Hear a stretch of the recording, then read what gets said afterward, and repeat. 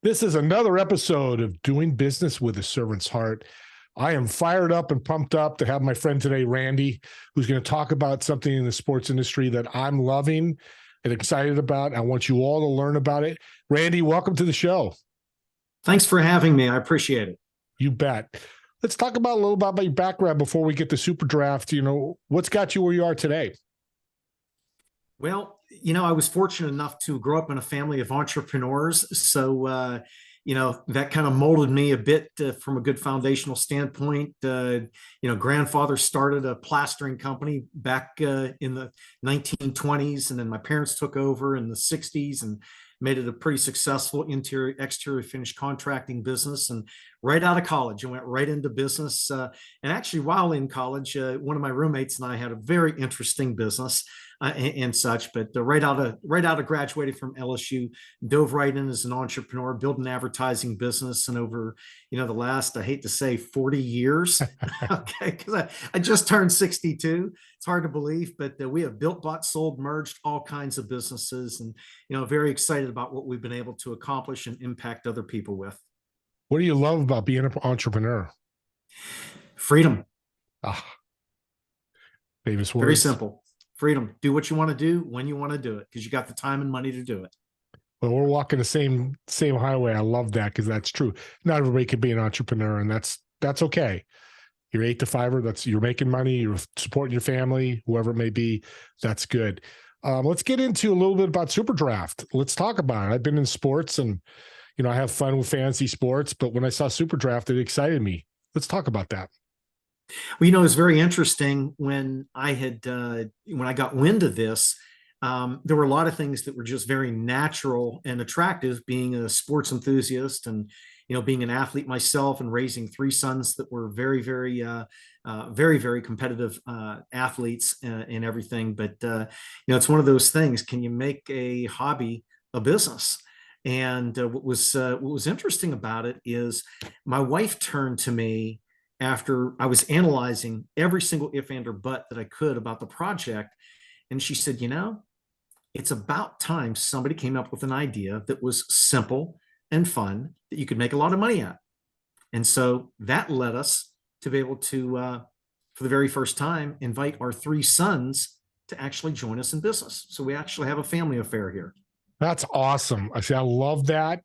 Doesn't always work, but I know with you, it's working very well. And you said 3 very powerful words: simple, fun, and making money. That's every entrepreneur, every small business, medium-sized business out there. That's their goal, right? Absolutely. Let's talk about a hobby. Now, you said that. That's interesting, because I love that you said that, because hobbies don't always become businesses and don't always make money either. So let's talk about that, what your thought process was. Well, it's pretty simple, because when you're doing things that are just in the natural flow of what you would spend your spare time on, and it doesn't really matter what the topic is, everybody has choices. My wife has certain things that she likes to do. I have certain things I like to do. And whenever there's a spare moment, what is it that you do? And it's the choices that you make. And it just so happens that I, like many people, was glued to the NFL championship games yesterday. Yeah. I'll be glued to the Super Bowl. I'm, big, passionate LSU fan. And having grown up in Pittsburgh, we're hockey fans and Steeler fans and Pirate fans. And, as frustrating as the Pirates can be from time to time, that's okay. It's okay. We're going to watch all the ball games.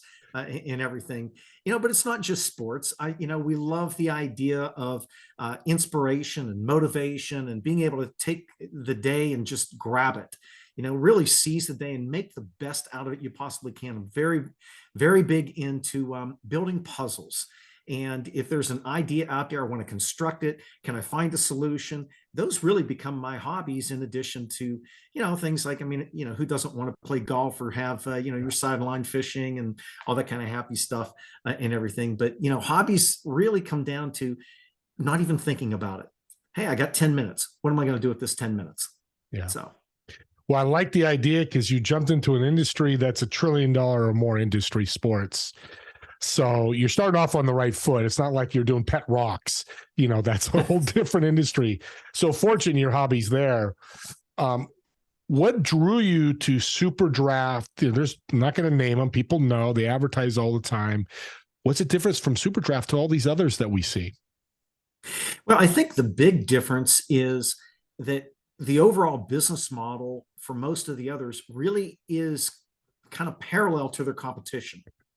And with SuperDraft, they're quite unique. They're a technology company, pure and simple. They were constructed and founded by a true technology entrepreneur. And there's a lot of people that will call themselves, technology experts. There are even more that will call themselves, successful entrepreneurs. But to put the two together is very, very difficult.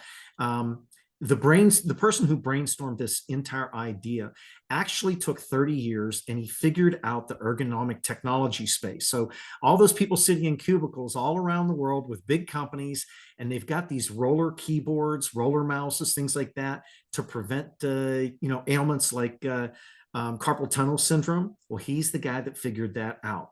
So he built a very, very successful business, and just so happened his hobby was fantasy sports.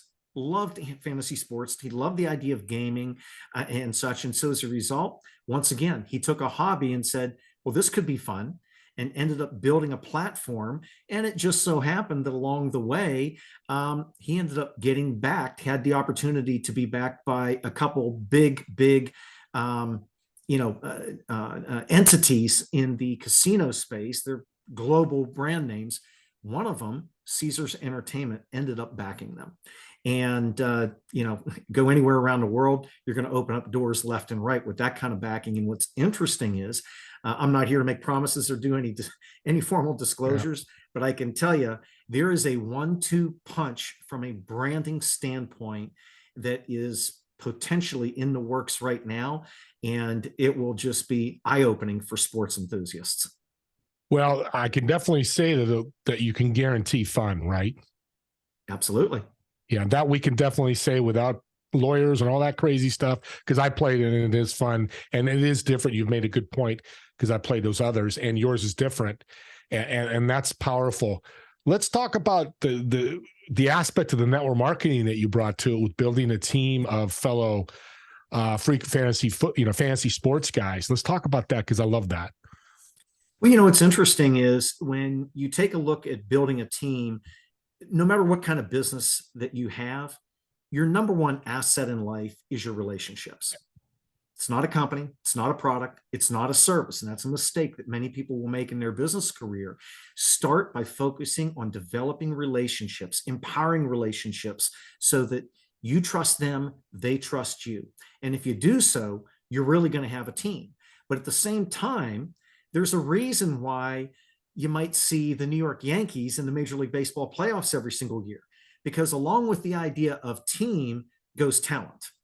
And so one of the mistakes that a lot of people make when they're building out teams is they forget about the idea that you need to treat business like big business. It doesn't matter whether you're starting a home-based business as a 1099 independent contractor, but it's important to have the mindset as if you took every single penny that you've ever earned, all the equity in your life. You went out and had to get a second, get a second mortgage, or, a small business loan, whatever it happened to be. If you're going to start a business, who do you want sitting on your board of directors? Do you want it to be the people that are sitting on the pity potty of mediocrity?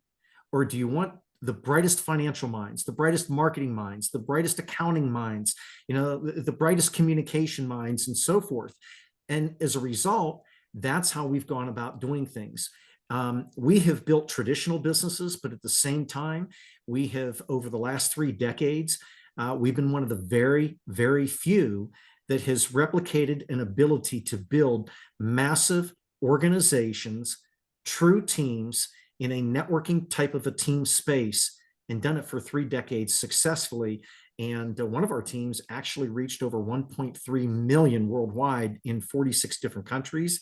And the thing is, we're going to do it again here, and we're going to do it with something really fun, playing games, sharing games, and along the way, win a few prizes, and then make some money at the end of the day by building the network. Well, I love that about team 1.4 million. You lived it, you experienced it. That's the difference between somebody that hasn't. You've been there, what it takes, so you can help others in SuperDraft do the same thing. One point you made was relationships. Well, this is with a servant's heart.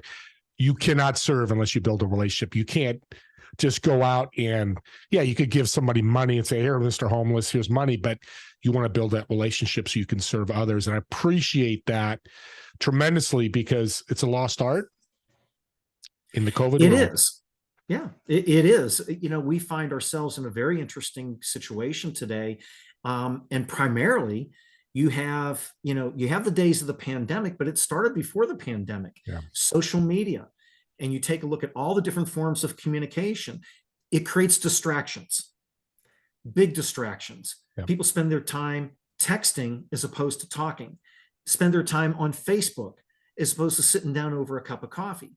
And so what happens is you have to kind of fight through those filters to be able to gain attention. It's one of the really cool things that we're doing here at SuperDraft, because in today's world, one of the single biggest business elements that companies face is being able to create immediate customer engagement with their good or their service.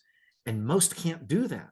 Yeah. If you sit back and think about any kind of product or service that you would buy, how long does it take in the decision-making process to make the decision to try a product or a service, then actually do it, then become convinced that it's something that you would want to buy on a recurring basis, then becoming loyal to it? We're different. We can actually create customer engagement in about 2 minutes.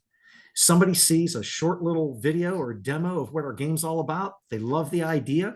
What happens is they do about a 2-minute enrollment. They download an app, and they can play their very first contest, win some virtual currency in the contest, competing with other people, and they can take that virtual currency, convert it into a cool prize. It could be everything from sports memorabilia to a gift card to a new Yeti, or whatever it happens to be, an Xbox, whatever it happens to be. But the important thing is, it takes really less than 5 minutes to have immediate customer engagement with us.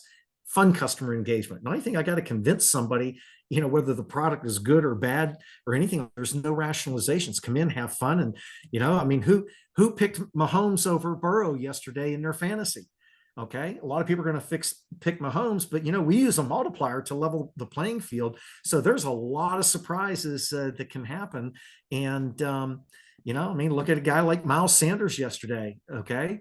He doesn't have the same week to week as a lot of running backs happen to do, but man, he crushed it yesterday, and people had fun that picked him.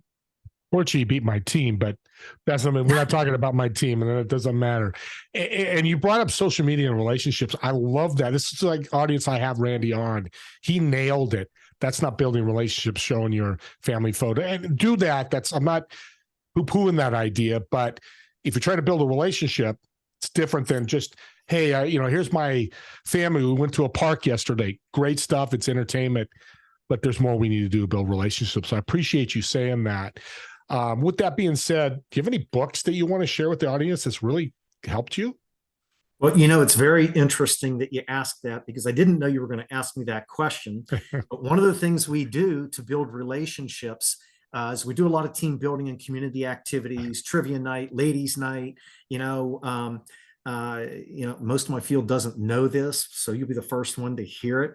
But we're going to start doing karaoke nights where people can volunteer and have a contest, win swag, win prizes, and they'll be able to do so using sports related type songs, college fight songs, or Fly Eagles Fly, or whatever it happens to be that people would be singing and such, and do it in competition. But when it comes to books, one of the things that we've always done is, as a team, we try to get people in the habit of spending a few minutes every day and read 10 pages of something that's personal development related. And within the team, we do a book of the month. And it just so happens right here, The Law of Success by Napoleon Hill, is what we're reading. And once a week during our weekly field updates, we do a little segment where we kind of discuss that. But I'm a big Napoleon Hill fan, Think and Grow Rich, love Tony Robbins, Awaken the Giant Within, love all the Og Mandino stuff. But there's a lot of very obscure people. I could listen to Jim Rohn all day, a lot of the classics. But it's interesting, because with the advent of the internet, there's a lot of really great talent out there. I watched a video the other day and I can't think of the name of the video, but it was just, I mean, it was compelling. I Yeah. mean, I can't imagine it not moving anybody. And it was a young man. It was a young man, and it was about 5 minutes in length. And I promise you, I'm going to send it to you, but it just made me just come to the front of my seat, front of my chair. And it's just one of the, you talk about passion. That's another one of my hobbies and passions. I just absolutely love anything that's personal development related.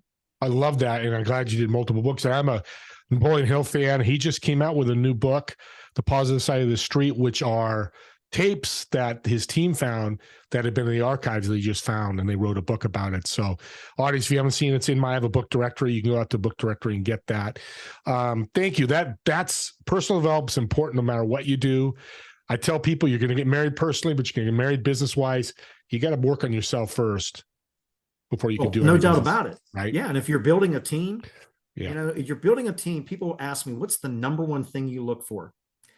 Well, I can tell you it's pretty simple. I want to be able to build a team that's based off of people that I want to have dinner with 20 years from now. That's people that can move other people in some way. No jerks. Leave the jerks on the sideline. Okay. People I want to have dinner with 20 years from now. So I think you're telling me leaders read. They do. Yeah. They do. Yeah. You know, business and personal development, you got to feed the mind, feed the soul, and it puts you in the right frame of mind. I love to do that first thing in the morning. That's why I like, when I do my workouts, I do like to work out early in the morning, you know, just set the tone for the day. And, you know, it's kind of like, it's kind of like you play how you practice. Yeah. Just like an athletic team. No, and practice is when you own a business, you're not out there in the field running sprints. It's the reading, it's the to-do follow-up. That's all practice. Well, you got to keep doing it to continue. With SuperDraft, what's the future look like? I know you can't tell everything, but. Yeah, there's only so much I can say. I mean, we have a really cool digital product. I mean, we are the single only pure digital play in home-based businesses in the sports world. We're the only ones that are a pure digital play. Odds are we will always remain a digital play. And we have so much timing on our side. I mean, the world doesn't know about us yet. They just don't know about us yet. But the interesting thing, you know, when it comes down to it, is our ability to be attractive to other platforms is real. And, you know, being in the relationship that I have as being a JV partner, you know, with SuperDraft and such, there's a lot of doors that haven't just creaked open. They want to align with us. And I can't share anything specifically because of confidentiality. The timing's not right. Maybe we'll revisit again in the future, but and such. But there's going to be a lot of fun things. And if you can just imagine it, I mean, one of the things that we're capable of doing, just as an example, people love games and contests. And, you know, one of the biggest trends of our lifetime, if you can picture this, what is fantasy? It's prediction.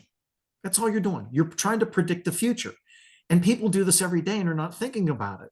You know, we can have a very big future, not just in fantasy sports, but also in esports, which is the fastest growing segment of the world of entertainment. For those that don't know what esports is, it's competitive video gaming. My kids laughed at me because I didn't know what the term was a couple of years ago and such. We can do things with television and entertainment. What's one of the biggest things that people compete for every day? Reality TV. Yeah. The last I did a Google search, there was over, I believe, 400 different reality type TV shows, and every single one of them are competitions, from Survivor to American Idol to the Oscars, you know, to the Emmys, and even the Real Housewives shows. These women are compete with each other as to who's going to up each other, and then also have a bigger social media presence. Yeah. And, you know, I sit there and I take a look at my wife and some of her girlfriends, and they're always got these text groups going, you know, as to, well, you know, who's going to throw the drink in this lady's face next, or whatever it happens to be. But there's so many things you can do from a prediction standpoint. And the same thing in financial services, you know, stock pick'ems and things like that. There's a lot of things we can do with our technology. But you crawl before you walk before you run, and you run before you sprint. But our future has so many possibilities. It's exciting and thrilling. I love what you just said. Every entrepreneur on this show, listening to this show, or business owner, that's exactly it. It's not a marathon. It's a marathon, not a sprint. I always say that wrong. maybe get better 1% every day, you're going to be pretty good by the end of the year. Well, I want to thank you. Was somebody out like Caesar's joining you and these other companies interested? You're doing the real thing. This is the real deal where companies wouldn't be knocking on Randy's door and the company's door. Take a look at SuperDraft. His information will be in the chat. He'll answer any questions you have. He's answered questions for me. He's been the greatest customer service guy I've ever met. I know it's a bold statement, but you've always been on top of it. And I know your team is, so I really appreciate that. I love to leave the audience with a great tip. And I know as successful as you are, you might have one or two. Can you let the audience know what your favorite tip is for them?